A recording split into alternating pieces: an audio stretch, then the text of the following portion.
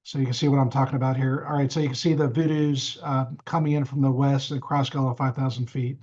Even on a west operation, they still come down through the Voodoo and they're descending at a 5,000 feet. For the south downwind to Palm Beach, runway 28 right. In this case, it's not depicting it, but we get a lot of arrivals in Boca Raton Airport, and those arrivals cross over Palm Beach at 5,000 feet. So there is some consideration for that as well. And also to protect the SIDS off of Palm Beach. A lot of the SIDS climb up all the way to 10,000 feet. So we've seen a couple TCAS RAs with aircraft departing, especially on the east operation and turning back over land, crossing the coast around 4,000 to 5,000 feet. And typically the reason we descend our arrivals to 4 is because our departures are climbing out of 5. So we need to top the arrivals with the departures. And so this provides just a little extra protection for those departures on the SIDS.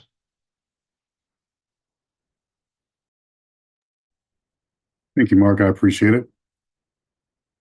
And I just realized said Lantana Airport, and I should have said Palm Beach County Airport F-45. You guys should have corrected me. Please feel free to correct me. All right, so thanks again, Mark. I appreciate it. The next question.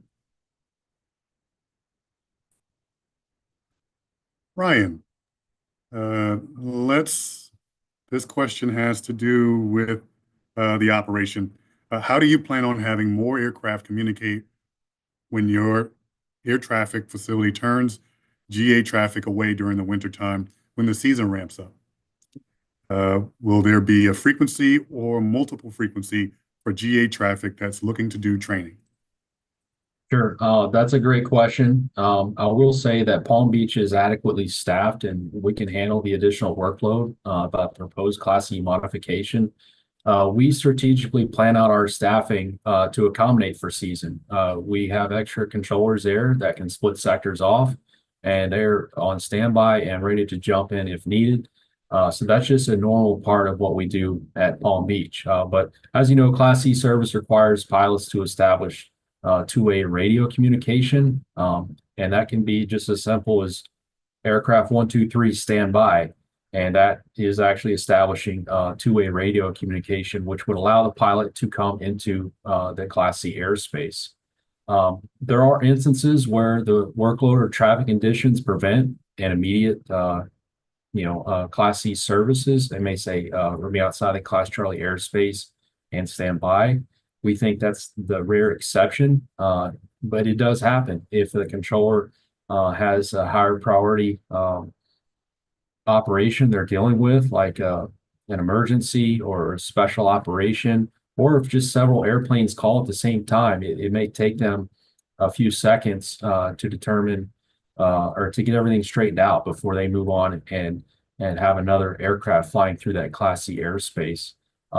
But just as we did from the ad hoc meeting that we had last year, I encourage the pilot groups to reach out to us and let us know if they're seeing that. We want to know specifically so that we can address that. And I will say also that we never had a specific example or report of an aircraft being denied Class C services.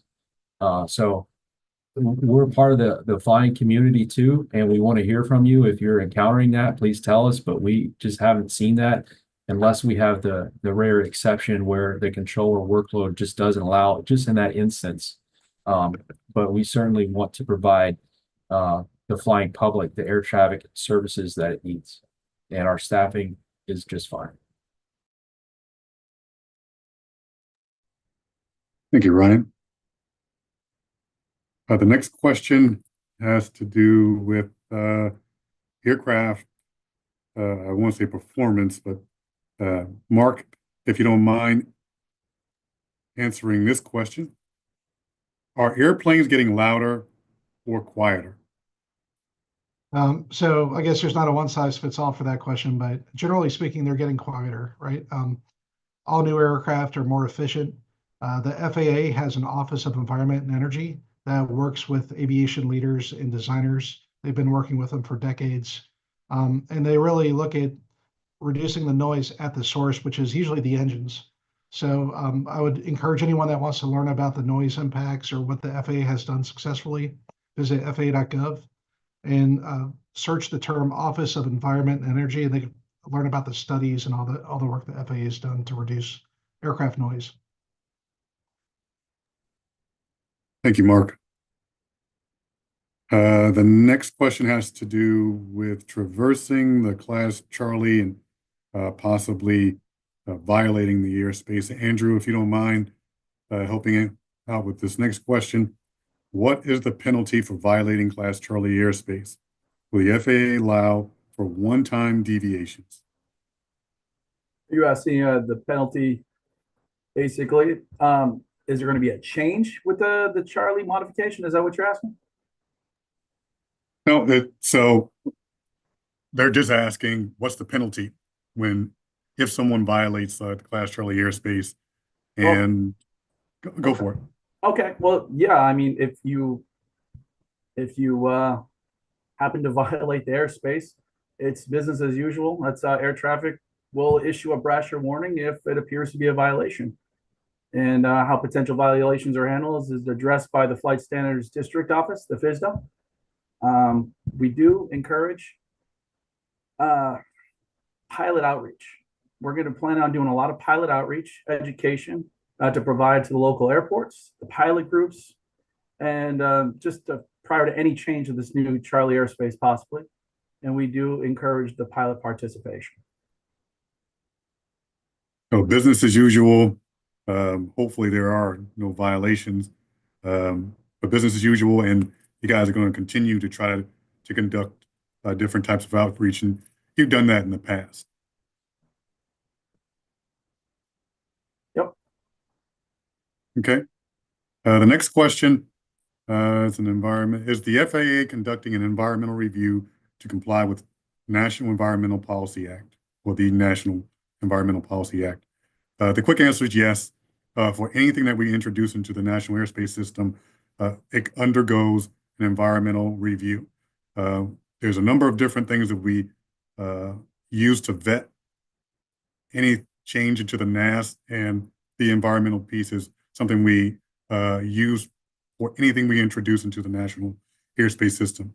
So the FAA will review input from the public, complete the NEPA process prior to implementation of the proposed airspace change.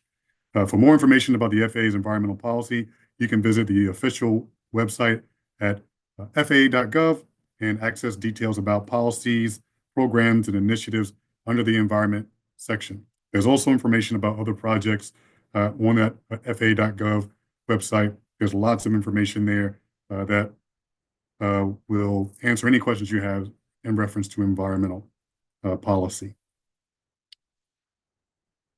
All right, the next question is related to environmental considerations. Besides noise, are there any other environmental considerations?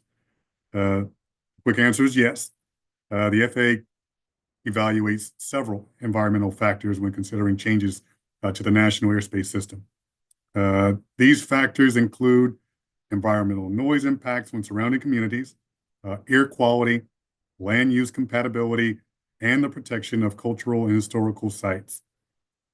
Additionally, the FAA has established the Continuous Lower Energy Emissions and Noise Program. That's CLEAN, the CLEAN program. This initiative collaborates with industry partners to develop advanced technologies that enhance aircraft fuel efficiency, reduce emissions, and minimize noise pollution. So it's a partnership in attempting to advance technology to help us as far as environmental efficiency, reduce emissions, and even minimizing the noise pollution. Okay, we'll move on to the next question. This question was asked a little bit early, but just a little bit differently. Ryan, if you don't mind answering this question, are you putting in these procedures so the airlines can operate more flights? Okay. Yeah, that's a great question. The short answer is no. So the FAA doesn't control the demands of the market. That's determined by the users and stakeholders. So the proposed change will not increase the demand for the airport, but it will enable our air traffic controllers to better manage the air traffic. So we designed the airspace to allow flights to operate more safely and efficiently when they arrive and depart from Palm Beach. It's not designed, for instance, to accommodate more flights. Just to illustrate this, can you bring up the slide with Area E highlighted? Yes, that's it. Thank you. Okay, so just in this example, the flights that arrive in this flow, so this is an east flow for runway 10 left, they fly westbound on that downwind at 3,000 and 4,000 feet for sequencing into Palm Beach on the final approach course. So those same altitudes are often used by non-participating aircraft transitioning across the final approach course through the downwinds, and we've seen numerous cases of safety conflicts. Though some of the examples that we shared earlier involve air carriers, those could be with any users. And let's also think about too, those non-participating aircraft are usually VFR smaller aircraft, and we are also concerned with their safety as well. So this isn't designed specifically for one type of airframe or set of stakeholders. This is designed for the safety of all the users. So just being able to communicate with aircraft operating at altitudes that are consistent with our arrivals and departures, that's what this is all about, that predictability that we need to separate airplanes in those more congested areas. It also gives ATC the ability to provide positive separation between all those aircraft involved. But great question. Thanks, Andres. You got it. Thanks, Ryan. I appreciate that comprehensive answer. Okay. Mark, we haven't spoken to you in a little while. If you don't mind helping me out, this has to do with GA operations in the Class Charlie. Okay, Mark, how does this change benefit local general aviation operation? Why do Part 121 aircraft deserve safety prioritization while increasing safety risks to Part 91 aircraft? All right, so good question. Overall, this proposal, like Brian was saying, isn't designed for any one user or group. It's designed for everybody in mind. At the end of the day, we want to make the air traffic system as safe as possible. And that's our primary purpose as an air traffic controller and an air traffic system, is to prevent a collision hazard and make this the safest system possible. So that's what we're proposing.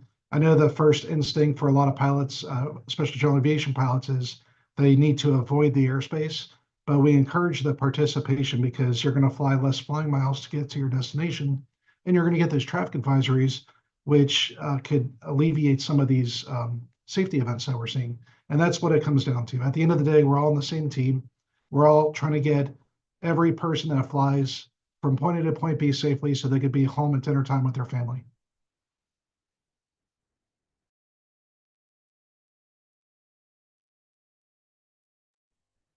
Thank you, Mark. Dinner time with the family sounds good. Well, dinner in general sounds good. All right. Thanks. Next question. What is the anticipated or estimated effective date of this change? I think we have a board we can show that maybe lays out the process a little bit. Can we take a look at? Okay, so this board here shows the entire process from beginning to end. So the staff study process, the ad hoc committee, informal airspace meeting, all those different parts of the process takes considerable amount of time. There's a lot of deliberation. There's a lot of collaboration between the FAA, its users, and the community. There's also a couple of other points that have to be made during the process to ensure that it meets the requirements in the FAA order. So specifically about when you will know when that change occurs, the Federal Register will be where you can go to determine exactly when that change is going to happen. So after the informal airspace meeting, there'll be a 30-day comment period where we take in that input and we consider all input provided. And then there'll be some collaboration with air traffic to determine if there needs to be a tweak to the proposal. Then there'll be a notice of proposed rulemaking, which you see on the screen. After that, there's a 60-day period, comment period, and that'll be in the Federal Register as well. And you can provide comments then. And after that, there'll be another environmental review. Safety risk management will also be applied to ensure that we have the safest option being presented, and the option that's being presented is environmentally compliant. And then it goes to final rule, and that's what you'll see in the Federal Register as far as the specific date. Air traffic will also conduct some public outreach announcing the change, and also have communication interaction with the aviation community. Good question. And thank you for bringing up the board. Next question. This is another question about ADS-B. And Ryan, if you don't mind, the statement, it's actually a question. I would have thought ADS-B mandate released several years ago would have reduced traffic conflicts, including Palm Beach. Sure. So yes, we do see the ADS-B information at times with aircraft operating in those more congested areas right outside the current day Class C. But it really just doesn't influence the separation from those aircraft because we're not talking to them. And even more importantly, there's just no predictability. They could be practicing maneuvers in pursuit of their student training. And those include quick turns, climbs and descents. And if we're not in communication with that aircraft to know what they're doing, we can't really plan and adjust other traffic coming into or out of Palm Beach. So there is an ADS-B requirement, and sometimes we will see their call sign, but that's just about it. We can't really do much with that. It's more about the separation of aircraft. Thank you. I appreciate that, Ryan. Well put. The next question, Andrew. It's been a little while, if you don't mind. What visual landmarks are available to keep the VFR pilots out of Class Charlie? Right. Can you show the proposed Class Charlie satellite image? We know most pilots now use the electronic navigational aids such as GPS, and it's going to provide very precise location of the position, assisting them in being compliant around the Class Charlie. But this image, if you need else, it's going to show the various roads and waterways, canals were used for visual landmarks to differentiate the sections of the proposed Class Charlie. You know, for instance, Southern Boulevard, Florida Turnpike, US 1, etc. There's also a dividing line between, if you look at Area D and Area E, we're using the populated area of the acreage community and the agricultural land as an easy visual reference for the VFR pilots.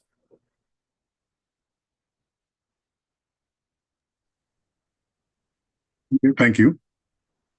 And we'll move on to a question that has to do with communication with pilots. Mark, if you don't mind, would pilot education make a difference so that we do not have to expand the Palm Beach Class Charlie? Right.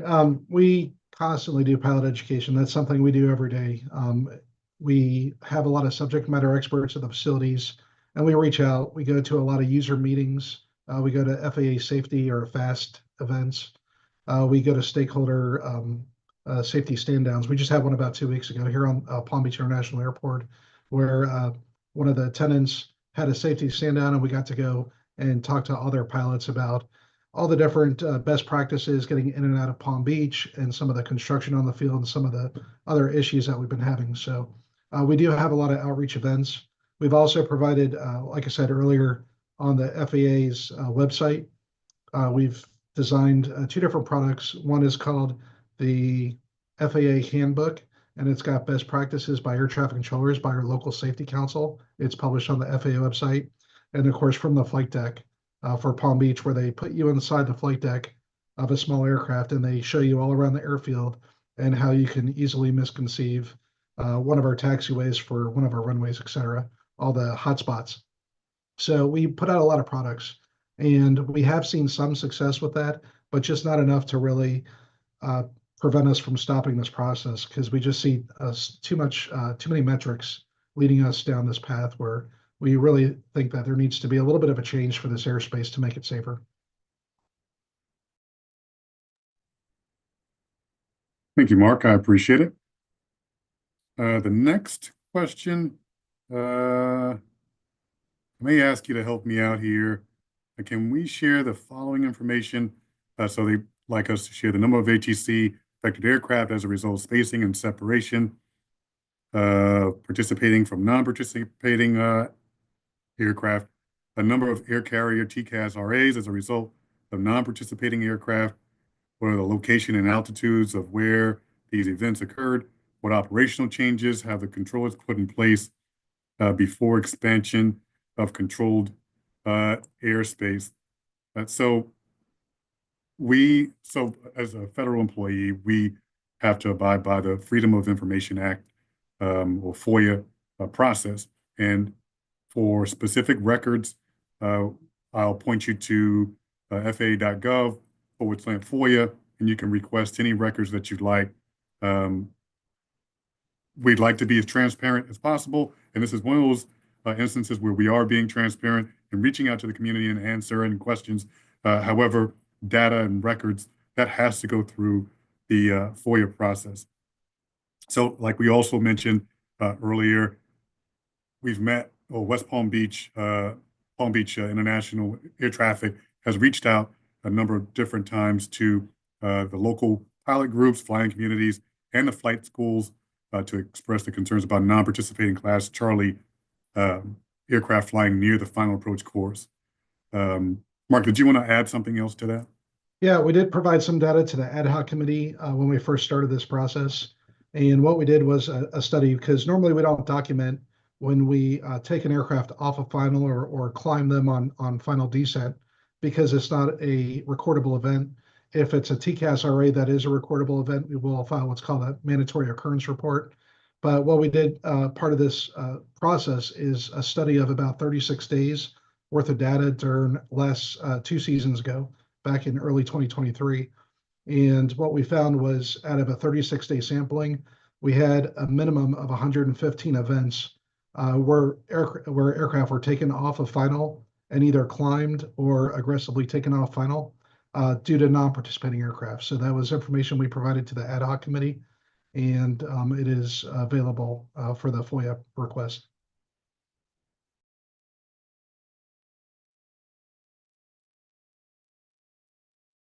You're still muted there, Andres. Thank you for that. I appreciate it. I would have continued to talk, and no one would know about what I had to say. So the last part of that question: what changes have the controls put in place before attempting the expansion of controlled airspace or any submittal that goes through this particular process? There are alternatives considered. There has to be alternatives considered, and Palm Beach did have a few different things that they tried, and they can go into a little bit of detail about that. But that's a requirement for any proposed airspace change, that we attempt to not go through the rulemaking process and try other alternatives. Mark, did you want to give some examples of that? Yeah, like I mentioned in the last question, one of our biggest things we do is outreach to local flying public. We reach out to pilot groups, we've been to advisory committees, and we talk to local flight schools and flight instructors, which do a lot of the flight training in the area. And we actually have a lot of our local safety council, which is comprised of controllers and managers that are subject matter experts that have been here for a long time and really know the operation, to provide that outreach and the ability to give best practices and areas that could be of concern. That way we can have that two-way dialogue with the stakeholders. So that's probably the biggest thing we've done is that outreach effort. And there are other things we do along the way, but facility tours would be an example.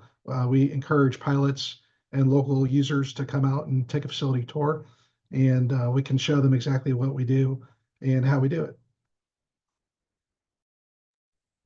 Thank you, Mark. Andrew, this is pretty lengthy statement slant question. If you don't mind helping me out with this, Andrew, the person says, I fly medevac helicopter and often pick up a critical patient out of Henry County Hospital and fly direct to JFK Hospital. With the expansion of the Class Charlie from 5 miles to 6 miles, it will require me to contact Palm Beach to transition the Southwest Quadrant into JFK, which is just outside Lantana Airport. We are unable to fly further south to avoid the new Class Charlie 6 miles boundary due to numerous tall towers that will be in our path. I just want to ensure that under the new change, medevac helicopters coming from the west will not be delayed in approval to enter Class Charlie to arrive at JFK Hospital. Perhaps a medevac corridor can be established not only to JFK Hospital, but to all trauma hospitals within the new Class Charlie extension. I'm not sure if you followed all that, but it's basically medevac considerations with the new proposal. Sure. Can you bring up slide 52? All right, so Area A expanding from 5 to 6 nautical miles would in fact require aircraft to fly around this area unless they establish communication with ATC. Palm Beach does routinely provide flight service to numerous medevac helicopters in the area and does not anticipate any delay in these aircraft. You guys do have priority after all, and we take pride in making sure we take care of the medevac. And if you are flying underneath the Area E from the west to the proposed Charlie below 2,500 feet, you will not need to establish communication with ATC. Area B and Area C have the same dimensions and floor as the current Class Charlie today.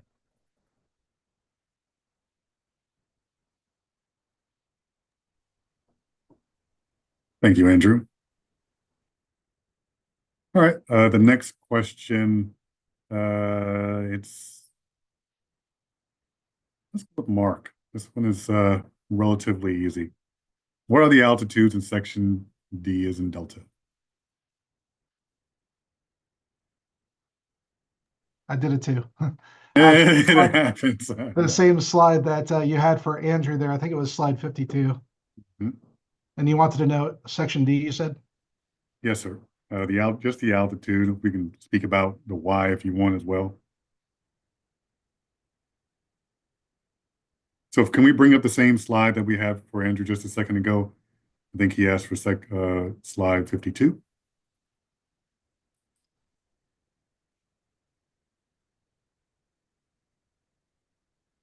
All right, so Area D is going to be from 1,600 MSL to 5,000 MSL. And that's a little different than our initial proposal. So we did take a lot of the airspace on the initial proposal that was north of that and did away with it completely. So that's going to be the dimensions for Area D. A lot of that has to stem with arrivals coming into Palm Beach, as well as departures off of runway 32 at Palm Beach, climbing out on the SIDS.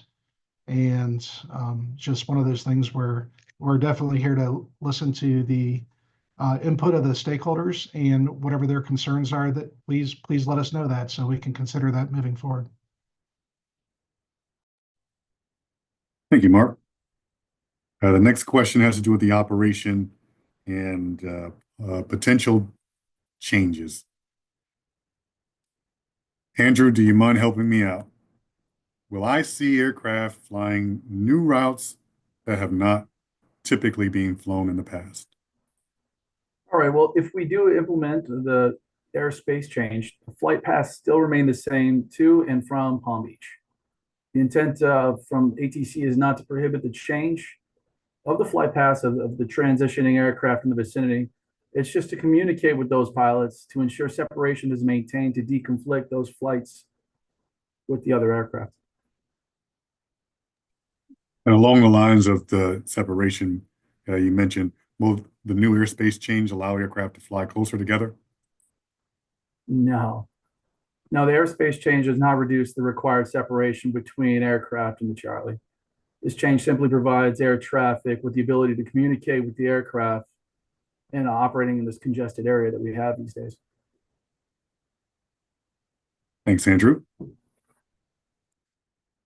The next question has to do with drone activity. Lots of fun operations with drones. Ryan, if you don't mind helping me with this question. So what changes would occur for Part 107 operations or drone operations? Sure, and that's a great question. Just a little background.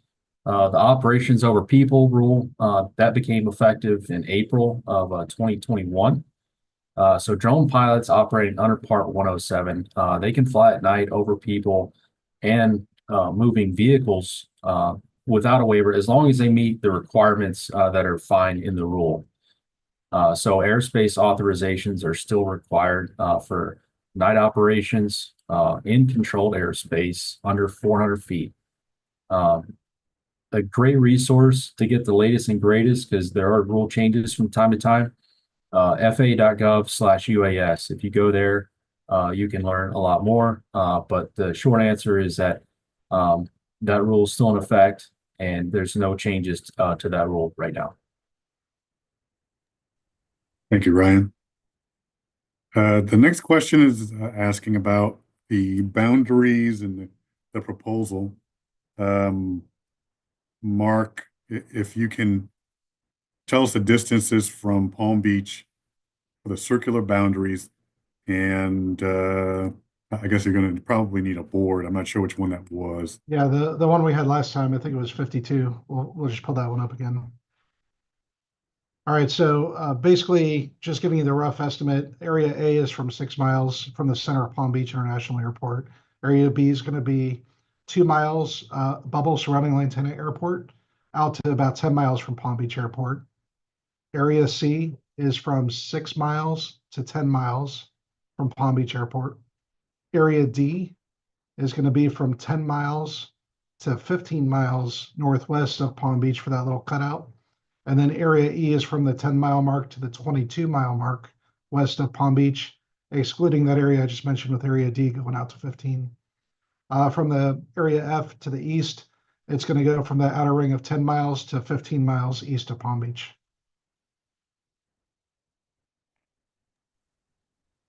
Thank you. And Lantana is not the same as F-45. Yeah. Much different. Much different. Okay. All right. The next question. Another question about outreach to student pilots. Andrew, if you don't mind helping me with this question, what will the impact be on student pilots? Can it be expected to see a reduction in flight training? All right, so there is no anticipated change in the number or the type of flights at the surrounding airports. Airspace has been designed with the flight training in mind, and has been shaped to accommodate all types of flight operations that take place today. Student pilots will have the same requirements to enter and operate within the airspace as all other pilots do.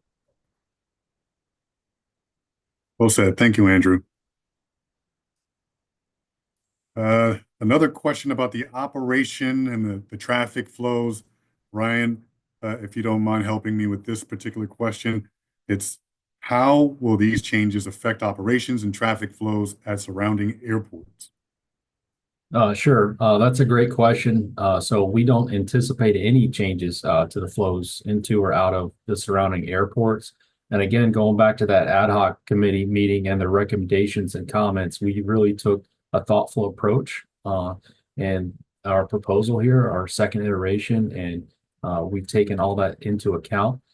I will also say that the non-participating aircraft that are flying today in today's airspace just outside of the Class C, there's going to be a change for those aircraft. So they'll either have to call us or circumnavigate the airspace. And we, of course, encourage them to call us. We're here to provide a service to the flying public, and we take that service very seriously. Well said, Ryan. This is about communication, the bubble of communication being expanded, not a procedural change. Yes, absolutely. Thank you. Okay, the next question. Mark, if you don't mind helping out here. Will this airspace change do anything about the excessive use of airways to traverse the airspace into and out of the area? No, this won't actually affect the airway usage. The airway usage is generally designed north to south and also aircraft one to the east. And generally, it's aircraft are established on that from Miami Center or Miami Approach, depending on which direction they're heading. And they come through our airspace on the airway, and then they continue up. And that's usually IFR aircraft for the most part. They do have high and low altitude structures for the airways, but for Palm Beach, we're talking about low altitude structures. And so typically when the pilot files a flight plan, they're going to file that airway and they're telling air traffic control that this is the route I want to fly. So we try not to take them off that. That's a pilot request to be on that route a lot of times for fuel or for planning purposes, or possibly to circumnavigate special use airspace. So we try to leave them on there to the max extent possible. And this proposal will not change that. Well put, Mark. Thank you. It's a question about separation between for VFR aircraft in the Class Charlie. Andrew, if you don't mind, what is the Class Charlie lateral radar separation standard for VFR aircraft? All right. So there are quite a few forms of separation we're able to provide within the Charlie. The closest standard lateral separation that controllers would use is called target resolution. It's basically 2 radar targets or more, and they're not permitted to touch on the radar display or on our scope, if you will. Another one that we use quite often is pilot applied visual separation. Also can be applied just involving the controller providing a traffic advisory or a traffic call, ultimately getting pilots to visually see one another and to maintain visual separation and to prevent the conflict. The forms of separation we're talking about are the same as the ones that will be applied in the terminal radar service area today. Thank you, Andrew. The next question, Ryan, this may be one right up your alley. How will the proposed change prevent the same traffic conflict for inbounds to runway 10 from occurring outside the limits of the new sectors? Sure. No, that's a great question. So the proposed Class C design that we have here today, as I mentioned earlier, it was designed in collaboration with our local air traffic controllers, the region, and also the members of that ad hoc committee in their follow-up report. So it does address the high volume of conflicts that we saw in and around the final approach courses and also overhead Palm Beach. More specifically, the changes to areas D, E, and F, they mitigate the majority of the traffic conflictions that we initially set out to take a look at and resolve. But we understand there's always going to be potential conflicts with non-participating aircraft. We're not trying to sanitize the airspace. We want to provide those services. This isn't a Class B. So we encourage those aircraft to call us and we will provide those services. And we understand there's always going to be potential conflicts and our air traffic controllers are ready to handle those. As always, ready and waiting. Okay, speaking of ready and waiting, Mark, we have a question about VFR corridors. Were close-in VFR corridors evaluated to keep light GA aircraft traversing north to south away from having to go so far out into the water or over the swamp? All right, great question. Yes, we're actually considering that as we speak. So we're exploring the VFR corridors. We did pull traffic data, and we found that 93% of the traffic that does go offshore that transitions at or below 5,000 feet talks to air traffic already. So we're talking about a pretty small sampling of aircraft, 7% roughly, that don't get air traffic services today and skirt around the class Charlie without talking to air traffic. So it's a small population, but we are looking at that.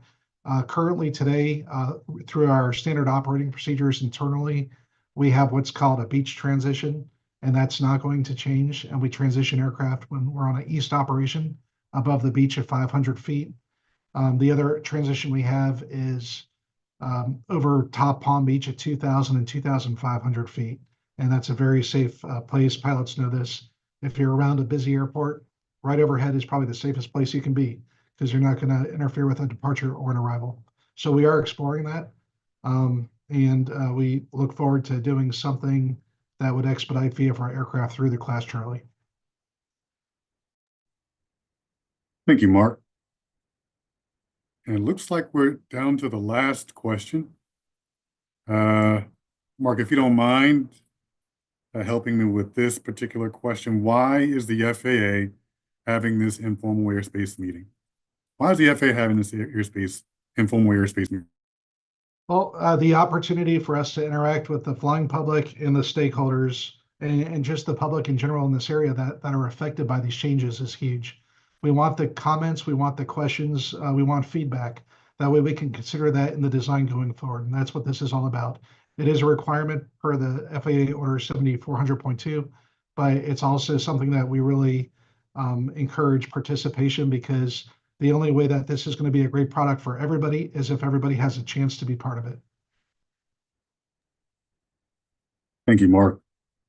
And just to add on to that, for any change that we've made specifically for proposed rulemaking and modification to Class Charlie and Bravo, we always reach out to the community. And when I say the community, it's people who fly and don't fly, the aviation community as well, to take in as much information as possible so we make the best decision possible.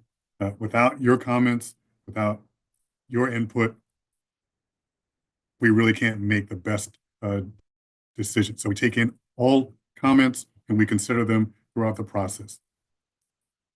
And with that, thank you, panel members, for participating today and representing your facility. And thank you for attending the Palm Beach International Airport Proposed Class Charlie Airspace Modification Informal Airspace Meeting. The recording of this event will be available on the FAA's YouTube channel and at www.faa.gov/go/Palm Beach. Remember, you must submit all comments no later than January 4th, 2025. All formal comments received during the comment period will be considered prior to any revision or issuance of a notice of proposed rulemaking for this airspace.